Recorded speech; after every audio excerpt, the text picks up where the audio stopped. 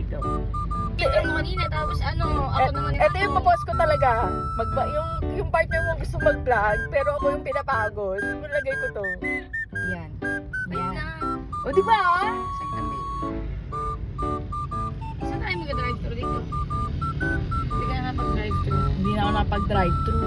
Doon ba sa inyo walang drive-thru? Ang drive-thru ng sumasagot. Meron yung may McDo doon, yung kinainan natin ni mama mo. May drive-thru doon. Sige. Yung alam mo yung juice, yung nutritious ba yun? Meron ganun sa amin. You know what's the good thing? Nung elementary sa kanang high school ako, bahan ko lang 10 piso.